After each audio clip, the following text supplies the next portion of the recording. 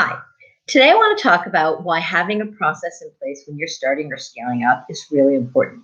And it's because having a process can really make sure you're covered on all those small points. There's so many details in each step. And when you know where you're going, then having the process in place will help you make sure everything is covered. So let's discuss the first few steps and what you can do to help cover yourself and make sure that you're ready to build and scale up.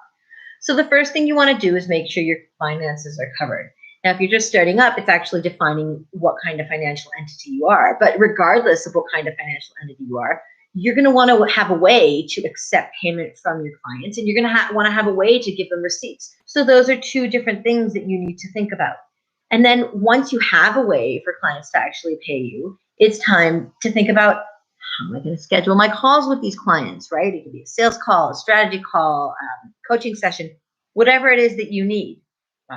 So you're going to want some sort of scheduling app. Now, there are a lot of scheduling apps out there, and I've tried a lot of them. I still haven't found one that I want and love the most. I had it closed down. So take your time with this and find an app that works for you. If you're going to need to accept payment, make sure that the app that you're using integrates with your payment processing. If you're using Square or Apple Pay, then make sure that your payment processing can accept Square or Apple Pay payments. Otherwise, it's going to be a lot more complicated to set up the workflow and the process. Once you have your scheduling app in place, how are you going to be managing all of your contacts? Are you using a CRM? Are you using a project management tool? Are you using a simple Excel sheet or a notebook? There's no right or wrong answer. It just needs to find, the answer needs to be the one that works for you and enables you to scale up. So a notebook is great if you're just starting out, and an Excel sheet is fine if you're small, but as you grow, you're going to want something that integrates with your calendar app, with your payment app. You're going to want, with your invoicing app, you're going to want an application that has a lot of power, right? Has connectivity. Now, the time for the meeting. Where are you making these meetings happen? Is it on Zoom? Is it in Google Meets, Microsoft Teams? They each have features and pros and cons that are a bit different, and you need to find the one that works for you and your team and your clients. You've made the sale. Now what? Now it's on to a proposal software. Are you just doing this in Word? Are you doing it in Proposify, Better Proposal, Practice Better, Practice Ignition? Again, there's so many tools out there. What is the tool that you want that is right for your type of industry and for your process? Are you doing this in PDF?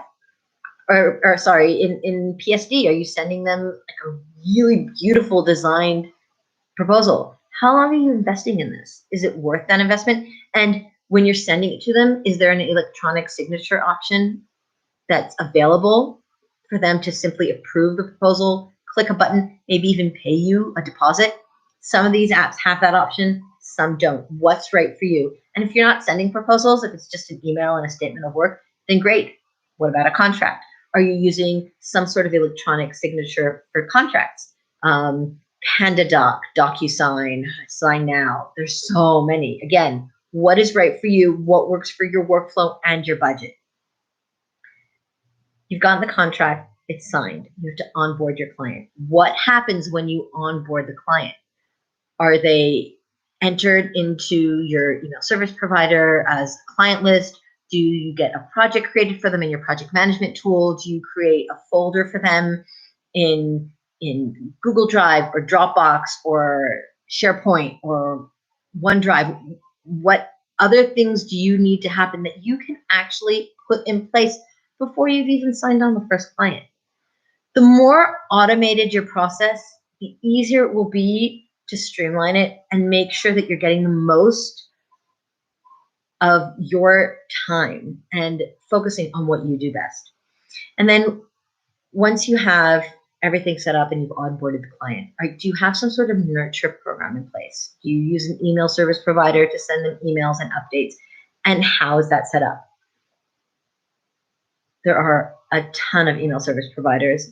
I'm not going into that right now. That could be a course in itself, but make sure the one that you choose is right for you. And finally, when you're done with the project, what is your offboarding process? Do you send a feedback form? And if you do, what tools are you using for that?